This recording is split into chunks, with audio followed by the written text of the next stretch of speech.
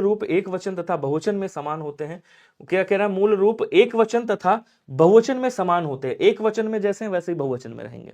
Sir मेरा SSC GD का exam 20 first shift में था, बहुत अच्छा हुआ पेपर, हिंदी में तो 20/20 आए हैं, कंफर्म है। क्या बात है, बहुत बढ़िया रवि जी, बहुत शानदार। अब इधर आ जाओ, कह रहा प्रश्नवाचक तथा अनिश्चयवाचक, निश्चयवाचक तथा निजवाचक, प्रश्नवाचक तथा पुरुषवाचक, संबंधवाचक तथा अनिश्चयवाचक। अच्छा, ये बात कर रहा है सर्वनाम की और कह रहा है इसमें ऐसा कौन सा सर्वनाम है, इसमें ऐसा कौन सा सर्वनाम है जो आपका एक वचन और बहुवचन में समान रहता है। मतलब एक वचन में और बहुवचन में, दोनों वचनों में कैसा है? समान है। आंसर करके सभी लोग बताइएगा।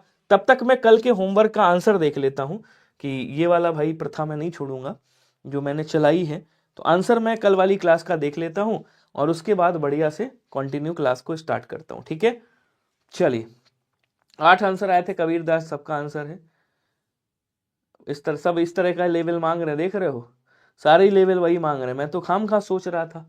चलिए बहुत बढ़िया, अब आ जाओ चलते हैं सेशन की ओर। आंसर किया करो ज्यादा से ज्यादा। तो अगर मैंने कहा क्या, मैंने कहा क्या, मैंने कहा कौन, ठीक है, मैंने कहा कौन, मैंने कहा क्यों, क्या आप इनको बदल सकते हो? क्या आप इनका बहुवचन बना सकते हो? क्या इनका बहुवचन बन सकता है? नहीं बन सकता है। मैंने कहा कुछ, क्या आप इसको चेंज कर सकते हो? मैंने कहा कोई, क्या आप इसको चेंज कर सकते हो? मैंने कहा किसी, क्या आप इसको चेंज कर सकते हो? नहीं चेंज कर सकते। मतलब ये क्या है? ये एक वचन और बहुवचन दोनों में समान रूप से यूज होंगे, अर्थात प्रश्नवाचक और आपका अनिश्चयवाचक। ऑप्शन नंबर ए क्या होगा? राइट हो जाएगा। ठीक है, अगला क्वेश्चन देखिएगा।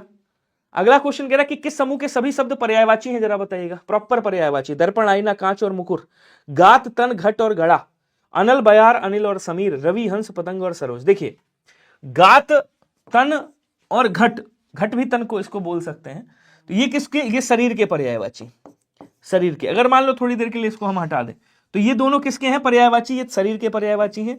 शरीर को क्या कहा जाता है? काया कहा जाता है, देह कहा जाता है, तन कहा जाता है, अवयव कहा जाता है, अवयव बोलेंगे। और क्या बोलेंगे? कहीं सर अंग कहा जाता है, अंग कहा जाता है। इसको गात भी कहते हैं, इसको गात्र भी कहते हैं, ध्यान रखिएगा। ठीक है, घट और घड़ा ये एक दूसरे के पर्यायवाची। अब इसको आप क्या कह सकते हो? इसको कुंभ भी कह सकते हो, इसको आप क्या कह सकते हो? कलश भी कह सकते हो, इसको आप कलसा भी कह सकते हो। क्या बोलेंगे? कलसा बोलेंगे। इसको आप गागर भी कह सकते हो। तो ये सब इसके पर्यायवाची हो गए। ठीक है, बयार हो गया, अनिल हो गया और समीर हो गया, ये सब किसके हैं? ये सब हवा के पर्यायवाची हैं। किसके मेरे भाई? आप कहोगे सर ये हवा के पर्यायवाची हैं, वायु के पर्यायवाची हैं, पवन के पर्यायवाची हैं। अब पवन को क्या कहते हैं? मारुत भी कहा जाता है, इसको समीरण भी बोला जाता है। क्या कहेंगे? इसको समीरण भी कहा जाता है, समीरण बोलेंगे। पवमान भी आप बोल सकते हो, पवमान बोलेंगे। ठीक है, इसको क्या कहेंगे? पवमान भी कहा जाता है। और आपका एक नाम बड़ा प्यारा सा है प्रभंजन, इसको प्रभंजन भी कहते हैं, ध्यान रखिएगा। क्या बोलेंगे? कहीं सर प्रभंजन भी कहते हैं। अभी स्पीड बढ़ा दूंगा, टेंशन मत लीजिएगा। ठीक है, अनल किसको कहा जाता है? तो आप कहोगे सर अनल जो है वो आग को कहते हैं। किसको? जली को आग कहते हैं, बुझी को राख, आग को बोलते हैं। आग को कृषाणु के नाम से जाना जाता है। आग को वैश्वानर कहा जाता है, ध्यान रखिएगा, वैश्वानर बोलते हैं। इसको रोहितासो भी कहा जाता है। क्या कहेंगे? कहेंगे सर इसको रोहितासो भी कहते हैं, ध्यान रखिएगा। ठीक है, इसको वायु सखा भी कहते हैं, वायु सखा। इसको पावक कहा जाता है। ठीक है, और भी कई सारे नाम हैं। अब इधर आ जाओ, यहां क्या कह रहा है? रवि, हंस और पतंग। रवि हो गया, हंस हो गया, पतंग, ये सब किसके? सूर्य के पर्यायवाची। सरोज किसका है? कमल का पर्यायवाची। क्लियर है? दर्पण हो गया, आईना हो गया, कांच हो गया, आरसी हो गया, इसको आरसी भी बोलते हैं, आरसी बोलते हैं, शीशा बोलते हैं। ठीक है ना, ये सब किसके हैं? ये सब आईना के पर्यायवाची हैं। ऑप्शन नंबर ए वाला आपका राइट होगा, ध्यान रखिएगा। क्लियर है क्या? एक बार बताइएगा। नेक्स्ट क्वेश्चन कह रहा है कि निम्नलिखित में से विकल्पों में से अशुद्ध वाक्य खंड कौन सा है, बताइएगा। अच्छा, अशुद्ध वाक्य खंडों में किसमें विशेषण संबंधी अशुद्धि है? किसकी बात कर रहा है? विशेषण संबंधी अशुद्धि किसमें है, बताइएगा। जल्दी जल्दी आंसर करेंगे भैया। क्षमा शुक्ला जी हैं, रवि सिंह जी हैं, और कौन है? सोनी पाल जी हैं, कमलकांत दुबे जी हैं, पूजा चाहत जी हैं, रवि सिंह हैं, अंकित राजपूत हैं। सभी लोग आंसर बताइएगा स्पीड में, जितने लोग हो उतने लोग पूरी शिद्दत के साथ आंसर करिएगा। ठीक है, क्वेश्चन लेवल वाले ही दूंगा, क्योंकि जब जूनियर असिस्टेंट का पेपर आएगा तभी आपको मेरी याद आएगी। युद्ध लड़ना, बोले सर कोई दिक्कत नहीं, सही है, दोनों क्रिया है। तो युद्ध आपका संज्ञा में आएगा, और ये क्या है आपका लड़ना क्रिया हो गई। तो ये क्या है, दोनों को लपेटोगे तो क्रिया ही बनेंगे, ठीक है। ग्रंथ का निर्माण, ग्रंथ संज्ञा है, निर्माण क्रिया। अपना सर्वनाम है आत्मविश्वास, ये आत्मविश्वास भाववाचक संज्ञा बन गई। अपूर्ण क्षति, ये गलत है, अपूर्ण क्षति नहीं होती है, अपूर्णनीय क्षति बोलेंगे तो क्षति की विशेषता अपूर्णनीय है। डी वाला आंसर राइट होगा, यहीं पे गलती है। क्या सी आया, डी आया सभी का? वेरी गुड जी, किसी का नहीं आया। किस शब्द का संधि विच्छेद अशुद्ध है बताएंगे। इसमें किसमें संधि विच्छेद अशुद्ध है? कंदापि, मतलब कदापि लिखा होगा, ये कंदापि लिखा है, कंदापि नहीं कदापि होता है, ये गलत यहाँ पे टाइप हो गया है। इसको क्या करिएगा आप यहां से उड़ा दीजिएगा, ठीक है, यहां पे कदापि करिएगा, कदापि, ठीक है। चलो, कदापि है, कह रहा कदा प्लस अपि होता है, यहां से देखो आ निकलेगा, मतलब यहां कौन सी है आपको सर, ये दीर्घ संधि का उदाहरण। किसका उदाहरण है? दीर्घ संधि का उदाहरण है। तो कदा धातु यहां से आ निकलेगा, यहां से आ निकलेगा, दीर्घा बनेगा, सही है। चित धन आनंद, यहां कौन सी संधि आपको होगी सर? यहाँ पे आपकी व्यंजन संधि का उदाहरण हुआ है, ध्यान रखिएगा। क्या है? चित धन आनंद है, चिदानंद बनेगा, बोलो सर सही। यहां से आ, यहाँ ता का दा बन जाएगा, जब सगोश के साथ होता है योग इसका, सही है, तीसरे वर्ण में बदलता है।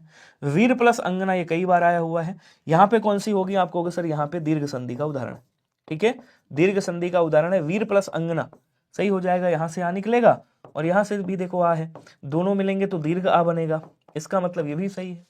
ये वाला इसको जब देखोगे तो यहां पे आपका क्या है? यहां पे आपका व्यंजन संधि का उदाहरण है, व्यंजन संधि का उदाहरण है, ध्यान रखिएगा, ठीक है। और जगत जननी जो लिखा है, इसको जब आप तोड़ोगे तो यहां से क्या निकलेगा? यहां से निकलेगा जगत, और उसके बाद आएगा जननी, जननी। तो ये जो गलती थी ना आपकी, देखो यहाँ पे ये जो गलती थी, हलंत नहीं लगा था, यही वाली गलती थी। आंसर आप क्या करिएगा? बी वाला राइट करिएगा। क्या सभी का बी आया है? एक बार बताओ। क्या बात है, बहुत बढ़िया, बहुत शानदार। निम्नलिखित में से निम्नलिखित को सुमेलित करना है ए को बी के साथ, ये आपका पत्र वाला क्वेश्चन है। देखो अब कह रहा अनुस्मारक किसे कहा जाता है? जब तोड़ोगे अनु और स्मारक निकलेगा। इसको जब आप तोड़ोगे, यहां समझिएगा, जब आप इसको तोड़ोगे क्या निकलेगा? अनु, उसके बाद क्या निकलेगा? स्मारक। अनु का मतलब होता है पीछे, स्मारक का मतलब होता है याद कराना या याद करना, याद कराना या याद करना या याद वाली कोई चीज। तो अनुस्मारक मतलब जो पहले आपने किया है उसको याद करना या याद कराना। तो ऐसा पत्र जो आपने पहले पत्र भेजा है, उसी के एवज में उसी को याद दिलाने के लिए आप किसी को, मतलब ऑफिशियली ये पत्र होता है अनुस्मारक, आप याद दिलाने के लिए पत्र भेज रहे हो। कि जैसे आपने मान लो पत्र भेजा था कि हमारे यहाँ की रोड जो है गड़बड़ है, कृपया उसका समाधान करने का कष्ट करें। और भाई साहब सरकारी थी, पीडब्ल्यूडी वाले पान खा के अंदर बैठे थे, आपकी फाइल पे कोई महीना गुजर गया, कोई काम ही नहीं हुआ, आप भी अधिकारी हैं उस लाइन के, आपने फिर से एक पत्र भेजा कि मैंने, और उसमें पत्र, वो वाली पत्र संख्या लिखी कि मैंने एक आपको पत्र भेजा था, उसका अभी तक आपने जवाब नहीं दिया, उस पर क्या कार्रवाई चल रही है, कृपया बता दीजिए। तो ये दोनों वार्तालाप आपस में हो रही है, ठीक है ना, कि आप भी अब जूनियर असिस्टेंट बन गए हैं और सामने वाला भी जूनियर असिस्टेंट है, आप उससे पूछ रहे हैं। तो अनुस्मारक मतलब एक पत्र को याद कराने के लिए जो दूसरा पत्र होता है उसे अनुस्मारक पत्र कहते हैं। इसमें इसी स्मरण पत्र भी आप कह सकते हो। अच्छा, परिपत्र क्या होता है? परिपत्र मान लो ये क्या है, देखो समझो, ये क्या है आपका? एक मुख्यालय, लखनऊ है ये, ठीक है ना, ये मुख्यालय है स्वास्थ्य विभाग का, आप लोग जूनियर असिस्टेंट बन के जाओगे, वहीं बैठोगे। अब यहां से रिलेटेड मान लो ये लखीमपुर हो गया, ये लखीमपुर का मुख्यालय, ये बहराइच का मुख्यालय हो गया, ये गोंडा का मुख्यालय हो गया, ये बुलंदशहर का मुख्यालय हो गया, ये मेरठ का मुख्यालय हो गया, ये बाराबंकी का हो गया, ये सुल्तानपुर का हो गया, ऐसे कई सारे मुख्यालय, 100 से अधिक। तो ये एक पत्र यहां से जारी किया गया और एक पत्र जारी किया गया, वो सेम पत्र यहां भी पहुंचा, यहां भी पहुंचा, यहां भी पहुंचा, यहां भी पहुंचा, यहां भी पहुंचा, यहां भी पहुंचा, यहां भी पहुंचा। मतलब एक पत्र एक साथ जब कई विभागों को, मतलब संबंधित एक मुख्यालय से संबंधित कई विभागों को भेजा जाता है तो उसे परिपत्र बोला जाता है, याद रखिएगा।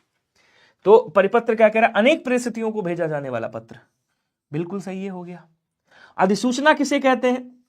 तो राजकीय पत्राचार में समकक्ष या अधीनस्थ अधिकारियों या कर्मचारियों को साधारण संदेश देने के लिए लिखा जाने वाला पत्र। और ज्ञापन कहते हैं राजपत्र में प्रकाशित सूचना। अब देखो अधिसूचना क्या होती है, गजेट होता है, मतलब जो गजेट में प्रकाशित होती है, मतलब राजपत्र में जो प्रकाशित होती है उस सूचना को अधिसूचना कहते हैं। और ज्ञापन किसे कहा जाता है, ज्ञापन राजकीय पत्राचार में समकक्ष या अधीनस्थ अधिकारियों को कर्मचारियों को साधारण संदेश देने के लिए लिखा जाने वाला पत्र ज्ञापन कहलाता है। याद रखिएगा, इसका मतलब ये जितने भी पत्र हैं ये सब ऑफिशियल लेटर हैं, ये सब औपचारिक पत्र बोलते हैं इनको, ध्यान रखिएगा। तो यहां पे पहला वाला किससे दूसरे से मिलान कर दो, कहां पे है, यहां पे। आंसर आपका कौन सा बन गया, आंसर आपका बी वाला बनेगा। खत्म कहानी। क्या सभी को क्लियर है या नहीं, एक बार बताएंगे। अगला क्वेश्चन कह रहा है सार्वनामिक विशेषण का भेद नहीं है, जरा बताइएगा। इसमें सार्वनामिक विशेषण का कौन सा भेद नहीं, मूल सार्वनामिक विशेषण, व्यक्तिवाचक विशेषण, यौगिक सार्वनामिक विशेषण या संकेतवाचक विशेषण। इसमें सार्वनामिक विशेषण का भेद नहीं है, कौन सा नहीं है। अब देखो मूल, देखिए जब आप बात करते हो किसके, कि रूप के आधार पे, किसके आधार पे, रूप के आधार पर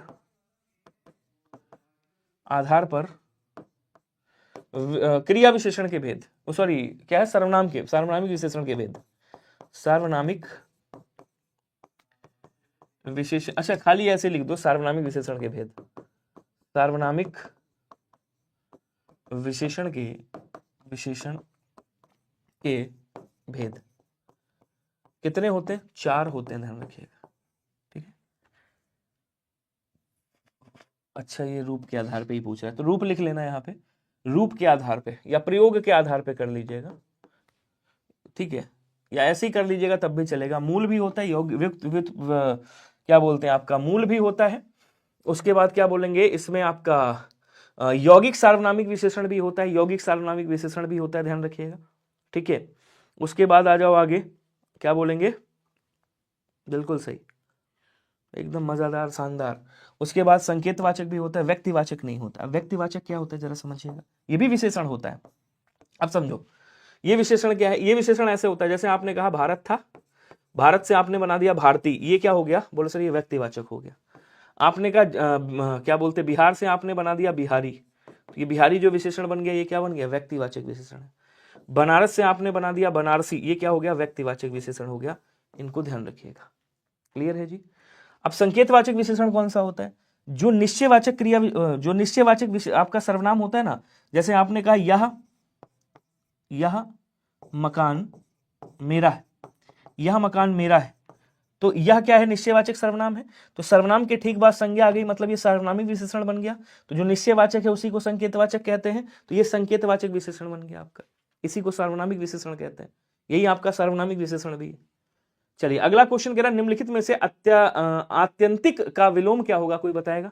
आत्यंतिक का विलोम बताना है। देखिए यहां पे परिमित का क्या होता है, अपरिमित होता है, याद रखेंगे, अपरिमित होगा, ठीक है। अनाहूत का क्या हो जाएगा, आहूत। आहूत मतलब जिसे बुलाया गया हो, अनाहूत जिसे बुलाया नहीं गया हो। उक्त का क्या हो जाएगा बच्चे, उक्त का अनुक्त होता है। उत्थान का क्या हो जाएगा, उत्थान हुआ है तो पतन भी होगा, ठीक है। अब परिमित जिसको भाई नापा गया हो, अपरिमित जिसको मापा नहीं गया।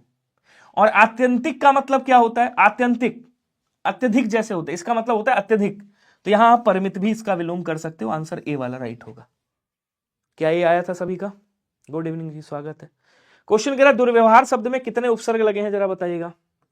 तोड़ो इसको, दुर निकलेगा, वी निकलेगा, अब निकलेगा, हार निकलेगा। हार क्या है यहाँ पे, आप कहोगे सर मूल शब्द है, ठीक है। एक अब उपसर्ग है, एक वी उपसर्ग है, एक दुर उपसर्ग है। कितने उपसर्ग हो गए, आप कहोगे सर 3 हो गए। आंसर यही वाला हो गया। क्या सभी का सी आया था, वेरी गुड। क्वेश्चन कह रहा है निम्नांकित में से शुद्ध वाक्य कौन सा होगा, बताएंगे। कवियों को काव्य के करते समय सानंद मिलता है, कवियों को काव्य सृजना के करते समय आनंद मिलता है, कवियों को कविता सृजना जहां जहां लिखा काट दो। कवियों को काव्य करते समय सानंद मिलता है, गलत हो गया। सही कौन सा होगा, कवियों को कविता करते समय आनंद मिलता है। डी वाला आंसर आपका क्या होना चाहिए, राइट होना चाहिए। क्लियर है, वेरी गुड, बहुत बढ़िया। बांधा था विधु को किसने, आपने सुना होगा, कई बार मैंने भी बढ़ाया है कि बांधा था विधु को किसने इन काली जंजीरों में, और फड़ी वाले मणियों का मुख क्यों भरा हुआ हीरों से। किसकी बात कर रहा है, जहां बढ़ा चढ़ा करके बात की जाए, अत्योक्त अलंकार। बांधा था विधु को किसने इन काली जंजीरों में, मतलब विधु मतलब क्या हो गया, चंद्रमा हो गया, और चंद्रमा को किसी ने बांध लिया, तो ये जो बांध लिया ना, यही अतिशयोक्ति हो गया कि भाई चंद्रमा को कोई बांध सकता है, ये बताओ पहले। तो जहां बढ़ा चढ़ा के बात की जाए कि संदेशन मधुवन कूप भरे, मतलब इतने संदेश, इतने मैसेज आ गए कि मधुवन के कुएं भर गए। रवि कहता है मेरा मोबाइल नहीं भरता, उनके कुएं भर गए भाई साहब। राणा की पुतली फिरी नहीं तब तक चेतक मुड़ जाता था, हनुमान की पूंछ में लग ना पाई आग। ऐसे आ जाए अतिशयोक्त अलंकार होता है, याद रखिएगा। यमक अलंकार में आपको पता है क्या होता है, शब्द की आवृत्ति होती है। यहां पे क्या होगा, शब्द की आवृत्ति होगी, लेकिन अर्थ अलग अलग होंगे, सबके अर्थ अलग अलग होंगे, अर्थ अलग होंगे। यमक अलंकार। उपमा अलंकार की ट्रिक खूब अच्छे से बता चुका हूं। सा है, सी है, से है, सम है, सरिस है, सरिस है, सरिस, सदृश है, सौतुल्य है, ऐसे शब्द जहां भी मिल जाए वहां उपमा अलंकार होता है। और जब उपमेय को उपमान बता दिया जाए तो रूपक अलंकार। इनमें से कौन सा वाक्य अशुद्ध है बताइएगा। उसने बड़े बड़े फल छांट लिए, या हमारे आगामी नेता है। प्रत्येक काम सोच समझ कर करो, शेर बड़ा भयानक होता है। जल्दी जल्दी आंसर करके बताओ। हाँ, यहां बढ़ा चढ़ाकर बात कीजिए अतिशयोक्त अलंकार। प्रमोद यादव जी आए हैं, सर एसएससी जीडी का आंसर की आ गया क्या? नहीं, आंसर की नहीं आया बच्चा, अभी लिंक जनरेट हुआ है उसका, केवल लिंक जनरेट हुआ है। आंसर की कम से कम अभी 1 सप्ताह लगेगा आने में, 5 से 7 दिन के बीच में आपको आंसर की मिलेगी। अभी वो केवल लिंक जनरेट हुआ है, तो उसमें आप अपना रोल नंबर और पासवर्ड, जब डेट ऑफ बर्थ डालोगे तो आपका नाम वगैरह आ जाएगा। इसका मतलब यह है कि लिंक जनरेट हो गया है, लेकिन आंसर की अभी अपलोड नहीं हुई है। चलिए, कह रहा उसने बड़े बड़े फल छांट लिए, सही है, कोई दिक्कत नहीं है। प्रत्येक काम सोच समझ कर करो, ये भी सही। शेर बड़ा भयानक होता है, ये भी सही है। या हमारे आगामी नेता है, या हमारे आगामी मतलब आगे आने वाला नहीं, पहले तो होना चाहिए था भावी यहां पे, उसके बाद यहां पे है नहीं होना। भाई नेता बहुवचन में आता है तो क्या बोलेंगे, हैं बोलेंगे, क्रिया क्या बनेगी, है। तो यह हमारे, और यह भी नहीं आएगा यहां पे ये आएगा, ये हमारे नेता की बात कर रहा है, तो ये हमारे भावी नेता हैं, ये कहोगे सही हो जाएगा। यह निर्जीव के लिए लगता है, तो यहां पे आंसर क्या हो जाएगा, प्राणीवाची के लिए प्राणीवाची के लिए यह लगता है, प्राणीवाची के लिए ये लगाओगे, वह लगाओगे, वे लगाओगे, ऐसे शब्द लगता है, ठीक है ना। क्वेश्चन कह रहा है कि आप नहीं जानते रमेश अपने आप सारे काम कर लेता है। तो आप नहीं जानते, अब आप यहां क्या हो गया, कहोगे सर ये तो क्या कह रहा है, कौन सा वाक्य सर्वनाम प्रयुक्त हुआ है। तो आप यहां क्या हो गया, मध्यम पुरुष है, मध्यम पुरुष, ठीक है। और मैंने आपको क्या बताया था कि अपने आप जहां भी आ जाए, स्वयं आ जाए, खुद आ जाए, स्वतः आ जाए, वहां क्या होता है, निजवाचक होता है। वहां क्या होता है, निजवाचक सर्वनाम होता है, याद रखिएगा। तो उत्तम पुरुष अनिश्चयवाचक नहीं होगा, अन्य पुरुष निश्चयवाची ये भी नहीं होगा, संबंधवाची है नहीं, ये सीक्वेंस उल्टा है, ठीक है ना। सीक्वेंस क्या है, उल्टा है, तो फिर आप इसी को आंसर करिएगा, बी वाले को। कैसे बी वाले को करोगे भाई, ये क्या है, निजवाचक है, और ये क्या है, मध्यम पुरुष है। बोलो, क्लियर है, वेरी गुड। यो रहीम जस होत है उपकारी के संग, रहीम जी क्या कह रहे हैं कि यो रहीम जस होत है उपकारी के संग, बांटन वारे को लगे ज्यों मेहंदी को रंग।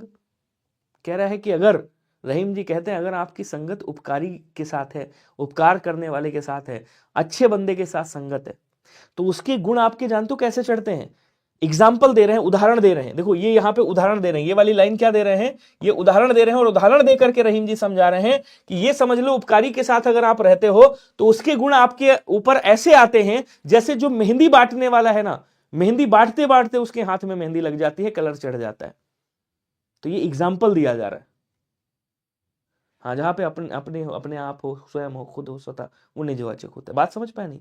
कह रहा है यो रहीम जस होता है उपकारी के संग, और बांटन वारे को लगे ज्यों मेहंदी के रंग। कह रहा उपकारी के साथ अगर रहोगे, उपकारी की संगत करोगे, तो उसके गुण आपके वैसे ही चढ़ते हैं जैसे मेहंदी बांटने वाले के हाथ में। एग्जाम्पल बता रहे, उदाहरण देके समझा रहे। तो अगर उदाहरण देके समझा रहे हैं तो क्या होगा, उदाहरण देके समझा रहे हैं तो क्या होगा, तो उदाहरण अलंकार होगा, ध्यान रखेंगे। यूपीएससी में क्वेश्चन आपका इस तरह का पूछा जा चुका है, मतलब ये तो नहीं पूछा गया, ऑप्शन सेम थे, इस तरह से पूछा गया है। असंगत अलंकार बड़ा प्यारा होता है कि कारण कहीं और है, कारण कहीं और है, कार्य कहीं और हो रहा है, कार्य कहीं और हो रहा है, जैसे तुमने हाथों में लगाई बाबू मेहंदी, कहते नहीं तुमने हाथों में लगाई मेहंदी बाबू, नहीं मैंने गलत बोला, फिर से सुनो, तुमने हाथों में बाबू लगाई मेहंदी और मेरे आंखों में समाई बाबू मेहंदी। तो बाबू ने हाथ में मेहंदी लगाई, तुम्हारी आंखों में कैसे समा गई भाई? कहते ओहो भाई, तुमने खाना खा लिया, पेट हमारा भर गया। तो खाना तुमने खाया, खाना बाबू ने खाया, पेट दूसरे बाबू का कैसे भर गया? तो कारण कहां हो रहा है? खाना कौन खा रहा है, पेट किसका भर रहा है? कारण कहीं और है, काम कहीं और हो रहा है। जैसे लक्ष्मण जी कहते हैं कि घाव हृदय मेरे और पीर रघुबीरे, कि घाव मुझे लगा हुआ है और पीर किसको हो रही, दर्द किसको हो रही है? रामचंद्र जी को हो रही है। तो इसमें बड़ा प्यारा सा एग्जांपल है, मैं लिख देता हूं कि लक्ष्मण जी कहते हैं घाव हृदय मेरे, घाव हृदय, हृदय मोरे, मोरे मोरे मतलब मेरे, और पीर रघुवीरे, पीर रघुवीरे, पीर रघुवीरे मतलब पीर, दर्द जो है वो रघुवीर अर्थात रामचंद्र जी को हो रहा है। सर मैं बहुत गरीब हूं, मुझे फ्री में बैच दे दीजिए। प्रिया पटेल जी, आप बहुत गरीब हैं, आपके लिए बहुत साधारण सा तरीका बताता हूं। जो टॉपिक आपको पढ़ना है ऐसे डालिएगा संधि बाय विनय सर, हिंदी इंग्लिश में डालिएगा संधि बाय विनय सर, विनय सर, ठीक है, ऐसे डालिएगा, आपको टॉपिक खुल करके आ जाएगा यूट्यूब पे। बहुत डिटेल में पढ़ा है, बिंदास पढ़िएगा, एक एक टॉपिक पढ़िएगा, किसी भी एग्जाम के लिए हो पढ़ लीजिएगा आप उसको। उसके बाद हिंदी का प्रैक्टिस सेट सॉल्व करिएगा, ठीक है, उसके बाद मुझे बताइएगा। चलिए अगला क्वेश्चन देखो। अगला क्वेश्चन कह रहा निम्नलिखित में से आडंबर का विलोम क्या होगा, कोई बताएगा? आडंबर का विलोम बता दो, जल्दी जल्दी आंसर करो भैया सभी लोग, जल्दी से। अब फ्री में पेड बैच इसलिए मैं नहीं दे सकता क्योंकि टेक्स्ट बुक मेरे पिताजी का तो है नहीं भाई, मैं भी यहाँ पे काम ही करता हूँ, मैं भी यहाँ पे एज अ फैकल्टी पढ़ाता हूँ जैसे सारे टीचर पढ़ाते हैं। तो मेरे पास इतना नहीं है कि मैं, आप मुझे फ़ोन करो, मेरा नंबर हो, आप मुझे फ़ोन कर दो, और वास्तव में अगर जेन्युइन आपको प्रॉब्लम है तो मैं अपने पैसों से खरीद के टेक्स्ट बुक का कोर्स आपको दे सकता हूँ, ठीक है, लेकिन मैं आपको इनरोल नहीं करा सकता क्योंकि हमारी भी कुछ क्राइटेरिया होती है। खैर आ जाओ यहाँ, आडंबर का विलोम क्या होगा जरा बताइएगा। आद्रत का क्या होगा? आद्रत का आपका अनाद्रत होगा, ध्यान रखेंगे। उपमेय का क्या हो जाएगा? अनुपमेय होगा। क्या बोलेंगे? ये जो उपमेय शब्द लिखा है, उपमेय का क्या हो जाएगा? उपमेय का अनुपमेय हो जाएगा, याद रखेंगे। वेरी गुड, बहुत बढ़िया, जल्दी जल्दी आंसर करो, स्पीड थोड़ा सा आप लोग बढ़ाओ, ऐसे काम नहीं चलेगा। हर लेवल का क्वेश्चन आपको करना आना चाहिए क्योंकि जब लेवल बढ़ाता है तो फिर गड़बड़ हो जाता है। और आडंबर का क्या हो जाएगा? सादगी होगा। ये क्वेश्चन एक बार और करा चुका हूं मैं, आंसर आपका सी वाला होगा।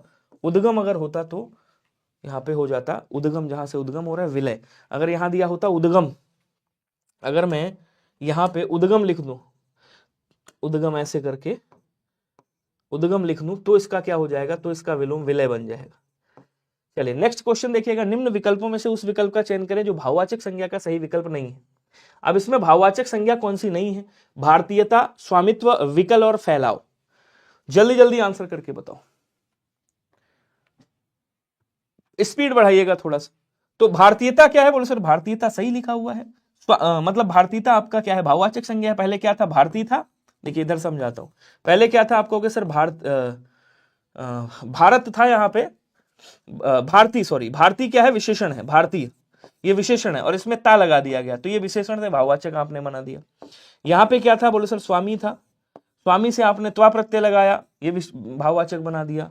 फैलना क्या था? फैल क्रिया थी, धातु थी, यहाँ पे आव प्रत्यय लगाया आपने तो ये क्या बन गया? फैलाव बन गया। बचा कौन सा? विकल। आपने कहा विकल रूप, तो रूप की विशेषता क्या है? विकल है, अर्थात ये जो सी वाला है ये क्या है? आप कहोगे सर ये विशेषण है ना कि भाववाचक संज्ञा है। ये क्या है? ये विशेषण है ना कि भाववाचक संज्ञा है। क्वेश्चन कह रहा है कि प्रेम पूर्वक शब्द किस क्रिया विशेषण से संबंधित है, बताइएगा।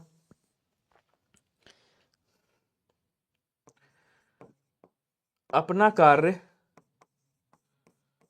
प्रेम पूर्वक, प्रेम पूर्वक करें, अपना कार्य प्रेम पूर्वक करें। करें क्या है? क्रिया है। और इससे पूछो कैसे करें तो ये कह रहा प्रेम पूर्वक करें, मतलब ये रीतिवाचक क्रिया विशेषण है। क्या है? रीतिवाचक क्रिया विशेषण है। देखो ऑप्शन में है, रीतिवाचक क्रिया विशेषण है। आप कहोगे सर ऑप्शन में नहीं है। आप क्या कहोगे? आप कहोगे ऑप्शन नहीं में नहीं है। वैसे ये क्या है? वैसे ये रीतिवाचक क्रिया विशेषण है। बात समझ पा रहे हो? अब यहां पे आपने कहा सर रीतिवाचक क्रिया विशेषण ऑप्शन में रीतिवाचक नहीं है। हमेशा याद रखिएगा जब आपको कभी लगे, जैसे ये कह रहा प्रेम और उसके बाद कह रहा पूर्वक, दो शब्द से मिलकर के बना है प्रेम पूर्वक, तो ये क्या कर रहा है? ये योग कर रहा है। ये क्या कर रहा है मेरे भाई? आप कहोगे सर ये योग कर रहा है, तो जब योग की बात आए तो क्या हो जाएगा? बोलो सर यौगिक क्रिया विशेषण होगा। देखिए यहां पे एक शब्द आता है रूप के आधार पे, रूप के आधार पर एक क्रिया विशेषण होता है, क्रिया विशेषण। इसके तीन भेद होते हैं, ध्यान रखिएगा। कितने भेद होते हैं? बोलो सर तीन भेद होते हैं, तीन भेद। वो तीन भेद कौन कौन से होते हैं? इधर अच्छे से लिखता हूं, समझिएगा। तीन भेद होते हैं, वो तीन भेद कौन कौन से होते हैं? एक होता है आपका मूल क्रिया विशेषण, एक होता है आपका स्थानीय क्रिया विशेषण, एक वो यौगिक क्रिया विशेषण, एक होता है स्थानीय क्रिया विशेषण। परिमाणवाचक विशेषण वो अर्थ के आधार पर होता है। उत्तर नहीं देना चाहते, क्यों नहीं देना चाहते? देना पड़ेगा। तो ये जो प्रेम पूर्वक शब्द है ये क्या हो जाएगा? आप कहोगे सर ये योग करके बना इसलिए इसको यौगिक कर देंगे। ऑप्शन नंबर डी आपका राइट होगा। जैसे यहां से ऐसा, अगर ऐसा वैसा ऐसे शब्द आ जाए तो वो भी आपके यौगिक होते हैं।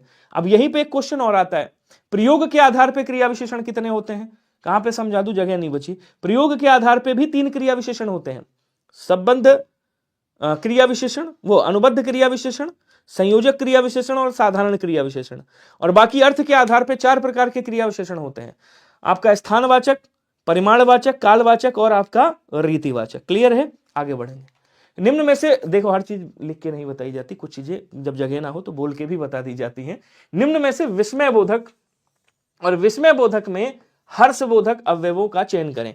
हर्षबोधक मतलब आप खुश हो रहे होगे। अब आप अपने आप में देखो कोशिश करके कि अगर आप हैप्पी हो, आप खुश हो, तो आप क्या कहोगे? आप कहोगे जब आपका इंडिया जीता होगा, भाई इंडिया जब मैच जीत रहा होगा, अच्छे से करिए, सभी लोग आंसर करिए, 17 का आंसर क्या होगा?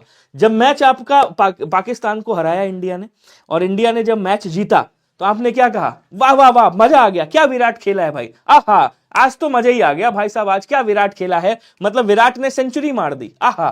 तो जब आप खुश हो रहे हो, हर्षबोधक मतलब खुश हो रहे हो, ये क्या हो गया? बोलो सर ये आपका क्या हो जाएगा? कहेंगे सर ये आपका हर्षबोधक हो जाएगा, ध्यान रखिएगा। ठीक है? आपने कहा राम राम, थू थू, छी छी, क्या कितना घिनौना आपने दृश्य देख लिया, तो ये कौन सा हो गया? बोलो सर ये विस्मय बोधक हो गया। मतलब आपका जिसको बोलते घृणा बोधक, क्या बोलेंगे? ये आपका घृणा बोधक हो गया। तो ये घृणा बोधक है कि छी छी कर रहे हो आप। शाबाश खूब, ये क्या है? शाबाशी, जो एक आता है आपका जिसमें आप क्या करते हो, किसी को शाबाशी दे रहे होते हो, हाय उह उफ त्राही त्राही, ये सब क्या है? ये आपके एक तरह से दुख बोधक है। जब दुख आप कर रहे हो, मतलब शोक बोधक कह सकते हैं इनको, तो इसको आप क्या कहोगे? इसको शोक बोधक कहोगे। ये शोक बोधक है, शोक बोधक। और ये घृणा बोधक है आप। और ये क्या है? ये शाबाशी वाले जो होते हैं आपके, शाबाशी बोधक, इसको कुछ नाम दिया जाता है आपका, क्या बोलते हैं आपका, अरे यार, इच्छा बोधक में तो आएगा नहीं, ये कहते नहीं जुग जुग जियो, शाबाश, मजा आ गया। तो जैसे अनुमोदक बोधक टाइप नहीं आता है, जैसे आशीर्वाद बोधक आता है, उसी में आ जाएगा। ठीक है? अगला क्वेश्चन देखो, दिए गए विकल्पों में से असत्य कथन का चयन करना है, आपको बताएगा कौन सा असत्य कथन होगा।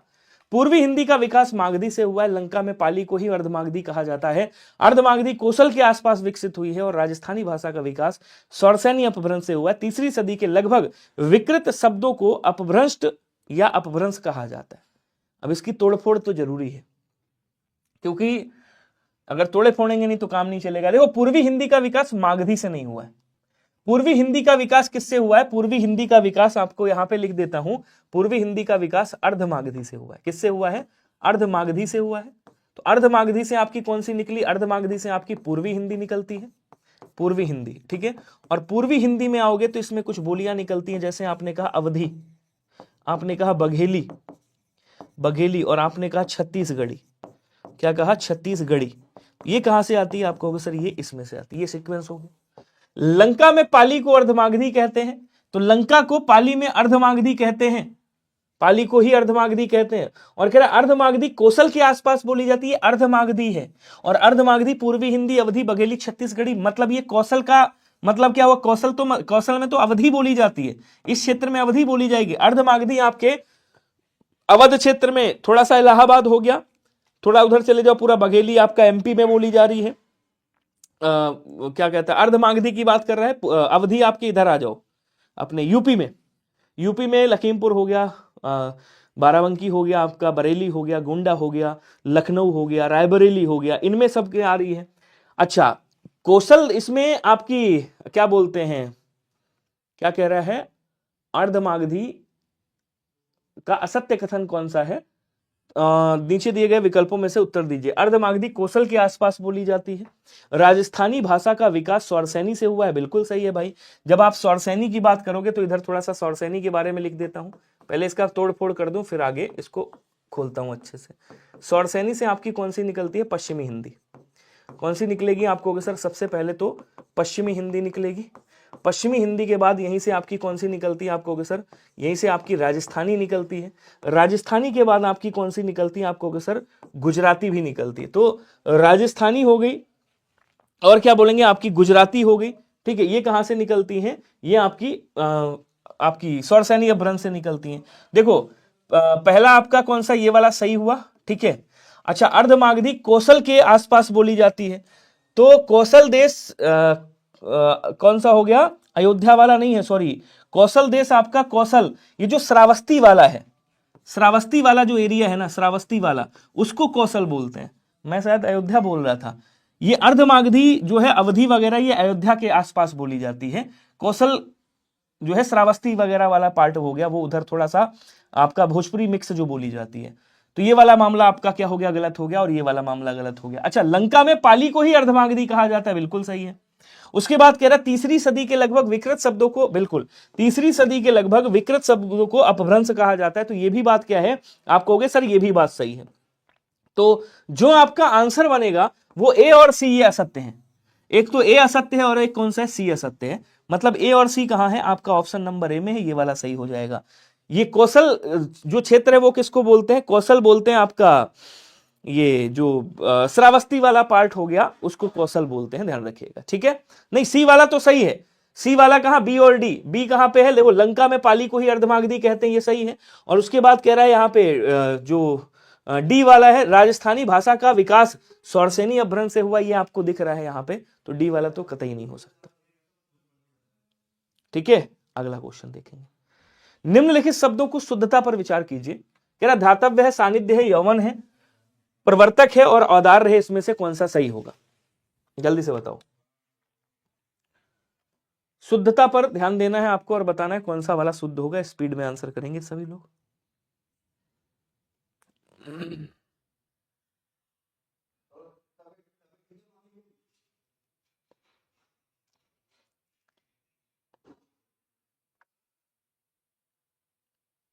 बताइएगा।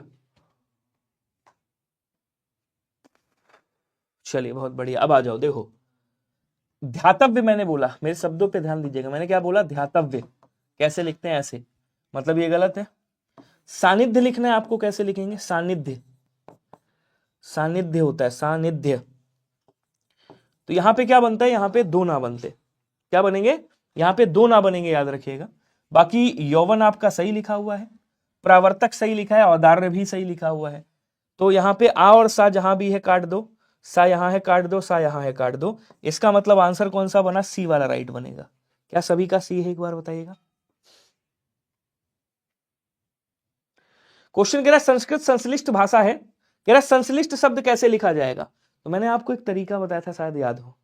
मैंने कहा था ये वाला जो सा होता है, या तो ये टा वर्ग के साथ लगता है अधिकांशतः। ये किसके साथ लगता है? टा वर्ग के साथ। तो एक तो ये कट गया। अच्छा, बाकी यहां पे है, तो यहां पे संश्लिष्ट नहीं होता, ये तो गलत हो गया। संश्लिष्ट होता है, संश्लिष्ट मतलब चिपका हुआ। और देखो यहां पे ये वाला ला आ रहा है, तालव्य है, तो यहां पे ये नहीं आएगा सा, ये वाला राइट हो जाएगा। संश्लिष्ट ऐसे लिखेंगे, सी वाला आंसर करिएगा राइट। क्लियर है सभी को? Very good. अगला कह रहा है वाक्य में क्रिया विशेषण पद कौन सा है, जरा बताइएगा। इसमें क्रिया विशेषण पद कौन सा है? परीक्षा नजदीक है, कुछ पढ़ भी लो। परीक्षा नजदीक है, कुछ पढ़ भी लो। आंसर बताओ कौन सा होगा। जल्दी जल्दी स्पीड थोड़ा सा बढ़ा के आंसर करिएगा। कह रहा परीक्षा नजदीक है, कुछ पढ़ भी लो। इसमें किसकी बात कर रहा है? क्रिया विशेषण। तो पढ़ भी लो ये क्या है? क्रिया है। पढ़ भी लो ये क्या है? क्रिया है। अच्छा, आपने कहा कितना पढ़ लें सर? कह रहा कुछ पढ़ लो यार। तो ये कुछ क्या हो गया? बोलो सर ये क्रिया विशेषण हो गया।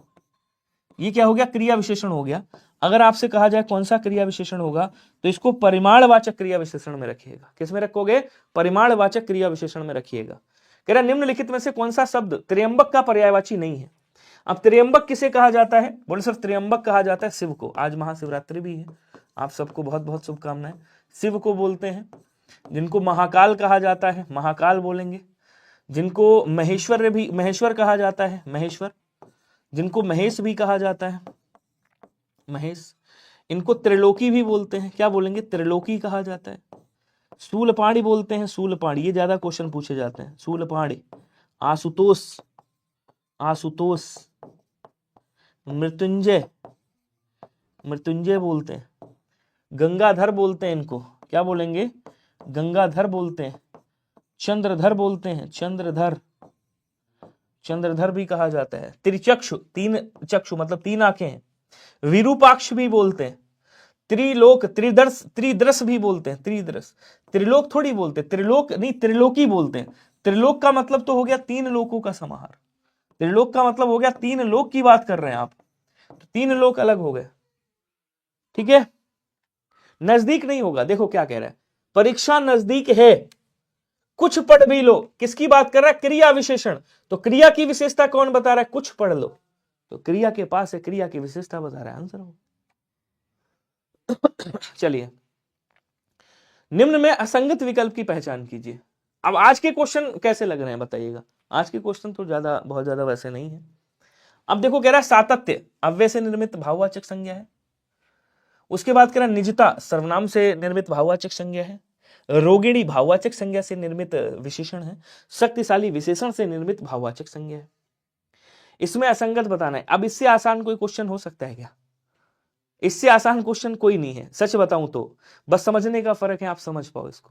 क्या कह रहा है देखो, कह रहा है सातत्य की बात कर रहा है, तो सतत धन या लगा हुआ है, जैसे आपने कहा सतत, और उसके बाद कह रहा है या, अव्यय से निर्मित हो गया। ठीक है, उसके बाद कह रहा है निजता, निज प्लसता, तो निज सर्वनाम है, निजता सर्वनाम से निर्मित भाववाचक संज्ञा हो गया। आपने कहा रोगी,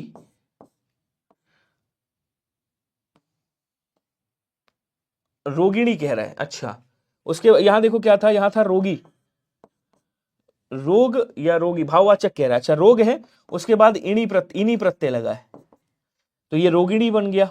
ये भाववाचक है, और ये क्या है आपका, इनी लगा दिया, तो रोगिणी विशेषण बन गया। ये भी सही, ये भी सही, ये भी सही।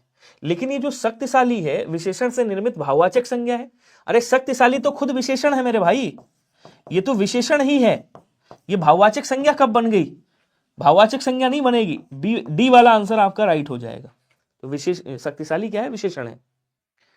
हाँ, रोग प्लस नहीं। अगला कह रहा नहीं पराग, नहीं मधुर मधु, नहीं विकास इह काल। गलत लिखा हुआ है देखो, नहीं पराग, नहीं मधुर मधु, नहीं विकास इह काल, और अली कली ही सो बंध्यो। अली मतलब भौरा, अली कली ही सो बिंध्यो, अली कली ही सो बिंध्यो। आगे कौन हवाल, आगे कौन हवाल। इसमें कौन सा रस है? आपसे रस पूछा, अलंकार नहीं पूछा। इसमें रस पूछा है, रस कौन सा होगा बताएंगे। अलंकार होता तो अन्योक्ति अलंकार हो जाता। ठीक है, अब श्रृंगार रस में क्या होता है? बोलो सर प्रेम, प्रेम होता है। करुण रस का स्थायी भाव शोक होता है।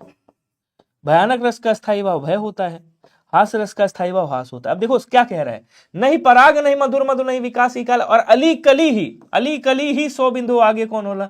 मतलब अली अर्थात भौरा, मतलब दो यहां पे अर्थ लिए गए हैं। एक अली का मतलब हो गया भौरा, अली का मतलब भौरा हो गया, कली का मतलब जो फूल है भाई उसमें बैठा हुआ है भौरा अभी से, और एक मतलब राजा जो है रानियों के साथ अपना बिजी।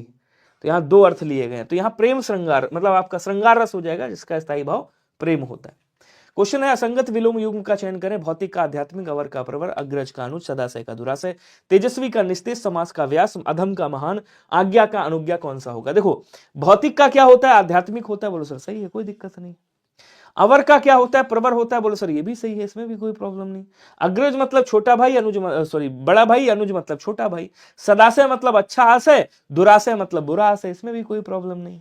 आपने कहा तेजस्वी का निस्तेज हो जाएगा, इसमें भी कोई प्रॉब्लम नहीं, विलोम सही है। समास का विलोम व्यास होता है। बोलो सर ये भी सही है। आज्ञा का अनुज्ञा नहीं होता, आज्ञा का अवज्ञा होता है।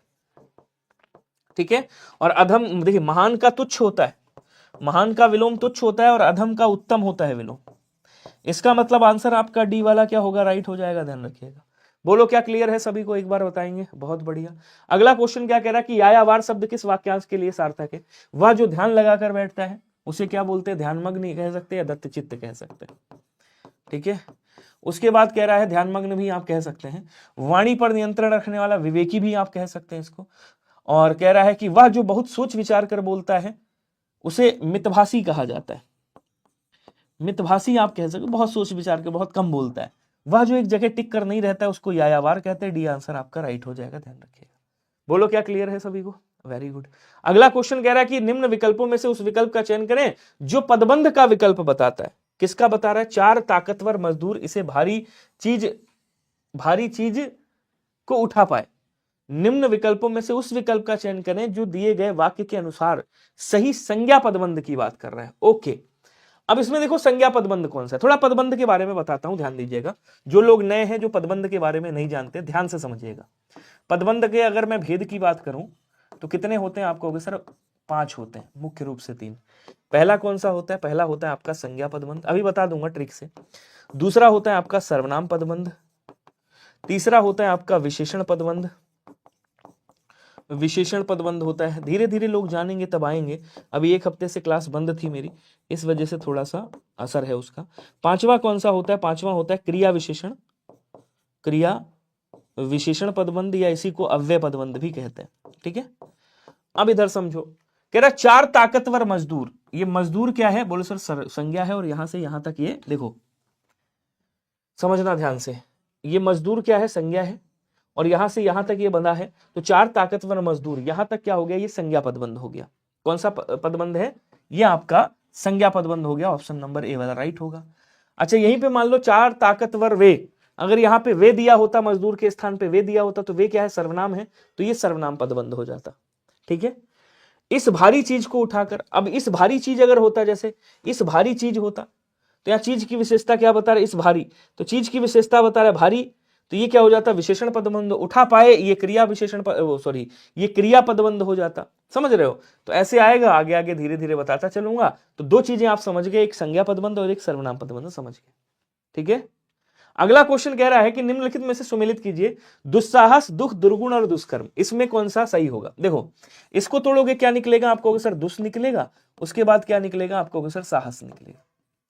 इसको तोड़ेंगे क्या आएगा, यहां पे इसको जब आप तोड़ोगे तो दुह आएगा, उसके बाद यहां पे लिख दीजिएगा खा, वैसे अख निकलता है। इसको तोड़ेंगे क्या आ जाएगा, आपको सर दुर आएगा, दुर, उसके बाद आ जाएगा गुण, और इसको तोड़ोगे क्या आएगा, आपको सर इसको तोड़ेंगे तो दुस आएगा, और उसके बाद कर्म आएगा, ठीक है, कर्म आएगा। तो ये कहाँ हो, ये है, और ये है, और ये है, और ये इससे मिला हुआ है। तो पहला का तीसरा दोनों में है, ये कट गए। दूसरे का मतलब बी का चौथा, बी का चौथा कहाँ है, इस वाले में। आंसर आपका डी वाला राइट होगा, सी का पहला हो गया और डी का दूसरा हो गया, very good, clear. Next question कह रहा है कि उत्तर से दक्षिण तक एक लंबा रास्ता जाता है, रेखांकित में पदबंध कौन सा होगा। लो जी, आ गया पदबंध, और सच बता रहा हूं बड़ा प्यारा सा है, बस समझने का प्रयास कीजिएगा। जिसने भी, आज वाले इजी है ना प्रिया जी, बहुत बढ़िया, बस अच्छे से पढ़ते रहो। चलो इसका आंसर बताओ, जल्दी जल्दी बताइएगा सभी लोग। क्वेश्चन आ गया, देखो एक और पदबंध का, पदबंध में मिलेगा और सारी चीजें आपको डेली बेसिस पे मिलती रहेंगी। वेरी गुड, बहुत बढ़िया। क्या कह रहा है कि उत्तर से दक्षिण तक एक लंबा रास्ता, तो यहां किसको रेखांकित कर रहा है, तक को रेखांकित कर रहा है। अब कह रहा रास्ता जाता है, क्या जाता है भैया, उत्तर से दक्षिण तक, तो ये अव्यय हो गया यहां पे। वैसे चूंकि अव्यय ऑप्शन में है नहीं, तो आप क्या करोगे, ये क्रिया विशेषण पदबंध कर दोगे, क्रिया विशेषण पदबंध या अव्यय पदबंध एक ही बात है वो, ठीक है ना। तो क्रिया विशेषण पदबंध हो जाएगा, आंसर आप डी वाला राइट करिएगा, क्लियर। नेक्स्ट कह रहा है सब प्राणियों के मत्र मनोमयूर आहा नचा रहा है, कि सब प्राणियों के मत्र मनोमयूर आहा नचा रहा है। इसको जब तोड़ोगे यहां से निकलेगा मन, और उसके बाद क्या निकलेगा, मयूर। तो मन को क्या बता रहा है, मन को मयूर बता रहा है, कौन सा होगा आप बताइएगा। अनुप्रास अलंकार में क्या होता है, अनुप्रास अलंकार में वर्णों की आवृत्ति होती है, वर्णों की आवृत्ति होती है, ध्यान रखिएगा, वर्णों की आवृत्ति, वर्णों की आवृत्ति होती है जहां पे अनुप्रास अलंकार, इसके 5 भेद होते हैं, ठीक है, यमक अलंकार बता चुका हूं, ये रूपक अलंकार होगा जहां पे उपमेय को उपमान बता दिया जाए। तो मन को मयूर बता जा रहा है, रूपक अलंकार। निम्न में से किस विकल्प के सभी शब्दों में उपसर्ग तथा प्रत्यय दोनों है? अब इसमें उपसर्ग भी है और प्रत्यय भी है। आ जाओ तोड़ तोड़ के देख लेते हैं। भर प्लस पूर्व हो जाएगा, ठीक है, क्या बोलेंगे, कहेंगे सर भर प्लस पूर्व हो जाएगा, भर प्लस पूर्व। उसके बाद अन प्लस सुनी हो जाएगा, अन प्लस सुन प्लस यू ऐसे होता है, हाँ, या ऐसे लिख दोगे तब भी चलेगा। उसके बाद क्या बोलेंगे, चुगल प्लस खोर, ये चुगल हो गया, उसके बाद खोर हो गया, ठीक है, जैसे लतखोर होता है। इसको तोड़ेंगे क्या निकलेगा आपको सर, निकलेगा दुस साहस, दुस साहस। उसके बाद क्या है, उसके बाद इक है। अच्छा इसको आ जाओ, कु प्लस रूप, कु प्लस रूप, पागल प्लस पन, पत्थर प्लस ईला, और अनु प्लस शासन प्लस इक। ये प्रत्यय, ये उपसर्ग, ये मूल शब्द, ये प्रत्यय है, ये उपसर्ग है और ये मूल शब्द है। आंसर कौन सा बनेगा, आंसर बनेगा आपका ऑप्शन नंबर डी वाला। बागी भर उपसर्ग लगा है, यहाँ अनुपसर्ग लगा है, और यहाँ चुगल खोर लगा हुआ है जैसे लतखोर, पन लगा हुआ है, ईला लगा हुआ है, कु लगा हुआ है, उपसर्ग। क्लियर हो गया सभी को। नेक्स्ट क्वेश्चन कह रहा है कि निम्नलिखित वाक्य में रेखांकित किए हुए भाग को पदबंध बताइए कौन सा होगा। मेरे गांव के चारों ओर जंगल ही जंगल है। मेरे गांव के चारों ओर, तो यहाँ पे और के स्थान देखिएगा, मेरे गांव के चारों ओर जंगल ही जंगल है। क्या यहाँ संज्ञा है, और संज्ञा है? बोलो सर नहीं, अव्यय है। क्या ये सर्वनाम है? नहीं है। क्या ये विशेषण है? नहीं है। क्या ये क्रिया है? नहीं है। जब सब नहीं है, विशेषण कैसे हो गया? अंकित राजपूत कह रहे सर विशेषण होगा। किस वेश पे विशेषण होगा मेरे भाई, हमें भी बताओ, हमें भी बताओ किस वेश। मैंने जब कहा कि क्या ये विशेषण है, सर विशेषण नहीं है, संज्ञा भी नहीं है, सर्वनाम भी नहीं है, अरे ये क्रिया विशेषण है। आंसर ए कर देंगे, ये अव्यय है। की और संबंध बोधक अव्यय में भी आता है, क्रिया विशेषण में भी आता है। क्वेश्चन कह रहा नीचे लिखे शब्द समूह में जो भिन्न है वो बताइएगा। कौन सा भिन्न है? 50 मिनट हो गया, पता ही नहीं चला। आदमी, समाज, लड़की और सेना। देखो आदमी और लड़की ये क्या है दोनों, ये जातिवाचक है। ये क्या है, ये जातिवाचक संज्ञा है, ठीक है। समाज और सेना ये दोनों क्या है, ये समूहवाचक संज्ञा है। ये क्या है, समूहवाचक संज्ञा है, ध्यान रखिएगा। गुच्छा, ढेर, श्रृंखला, झुंड, टोली, दल, बाजार, नगर, तो नगर क्या है, जातिवाचक है, ठीक है। टोली, दल और बाजार ये क्या है, समूहवाचक है, ठीक है। गुच्छा, ढेर, श्रृंखला ये क्या है, ये पूरे के पूरे आपके समूहवाचक संज्ञा है, समूहवाचक संज्ञा है, इसलिए यही आपके आंसर हो गए। परिवार, संघ, बालक और कक्षा, परिवार, संघ और कक्षा ये क्या है, समूहवाचक संज्ञा है। बालक क्या है, जातिवाचक संज्ञा है। तो पर्टिकुलर समूहवाचक इसी में है, सी आंसर राइट हो जाएगा। अगला क्वेश्चन कह रहा है कि इतनी लगन से काम करने वाला मैं असफल नहीं हो सका। अभी आ गया फिर पदबंध। प्रिया पटेल जी ने कहा सर पदबंध समझ नहीं आया, बताओ। देखो कह रहा है इतनी लगन से काम करने वाला, मान लो मैंने आपका नाम यहां पे लिख दिया, थोड़ी देर के लिए मैं हटा दिया और यहां लिख दिया वाली और यहां लिख दिया प्रिया। मैंने कहा इतनी लगन से काम करने वाली प्रिया। अब प्रिया तो संज्ञा है, अब अगर ये संज्ञा है तो ये कौन सा पदबंध हो गया? आप कहोगे सर ये संज्ञा पदबंध हो गया। संज्ञा पदबंध समझ में आया? अच्छा, थोड़ी देर के लिए हमने प्रिया को कहा अभी तुम बैठ जाओ, और यहां आ गया मैं क्या है? आप कहोगे सर सर्वनाम है। अब अगर ये सर्वनाम है तो कौन सा पदबंध हो गया? ये सर्वनाम पदबंध हो गया। तो यहां कौन सा हो जाएगा? सर्वनाम पदबंध होगा। डी वाला आंसर कर देंगे। क्लियर हो गया? अगर कह देता इतनी लगन से काम करने वाला, केवल इसको रेखांकित करता। अब ये क्या कर रहा है? ये मैं की विशेषता बता रहा है, तो ये क्या हो जाता? ये विशेषण पदबंध हो जाता। अब देखो क्रिया विशेषण पदबंध बता चुका हूं, विशेषण पदबंध बता चुका हूं, बता दिया, और क्रिया पदबंध भी बता चुका हूं। क्रिया पदबंध भी मैं आपको बता चुका हूं। तो कितने हो गए? सारे हो गए ना। क्रिया विशेषण भी बता दिया मैंने। तो यहां क्या हो गया? सर्वनाम पदबंध। ये डी वाला आंसर। निम्नलिखित में से कर्तृवाच्य का वाक्य। कर्तृवाच्य के बारे में मैंने आपको दो कंडीशन बताई थी। पहला क्या, कर्ता और कर्ता के साथ ने, कर्तृवाच्य। दूसरा, कर्ता कैसा होगा, विभक्ति रहित। कर्ता अगर विभक्ति रहित है तो आपका क्या हो जाएगा, कर्तृवाच्य होगा। आओ देखते हैं आपके द्वारा गाना गाया गया, आप कर्ता है, के द्वारा विभक्ति है, गाना कर्म है, ये क्या हो जाएगा, कर्मवाच्य होगा। ठीक है, समय हो गया क्या? अच्छा, राम ने, अब देखो राम के साथ ने लगा, ये क्या हो गया, कर्तृवाच्य हो गया। B is right answer. बच्चों से शांत नहीं रहा जा सकता, बच्चे करता है, से विभक्ति है, और यहाँ पे शांत नहीं रहना, ये क्या है, शांत नहीं रहा जाता, कर्मक क्रिया है, ये भाववाच्य हो जाएगा, और ये भी दोनों भाववाच्य होंगे, ध्यान रखिएगा। ठीक है, ये क्या होंगे, आप कहोगे सर ये भाववाच्य होंगे। और आपकी क्लास का टाइम हो गया है, इसलिए मुझे मजबूरन क्लास यहीं पे छोड़नी पड़ रही है। 35 क्वेश्चन, वैसे 40 कराता हूँ, आज 35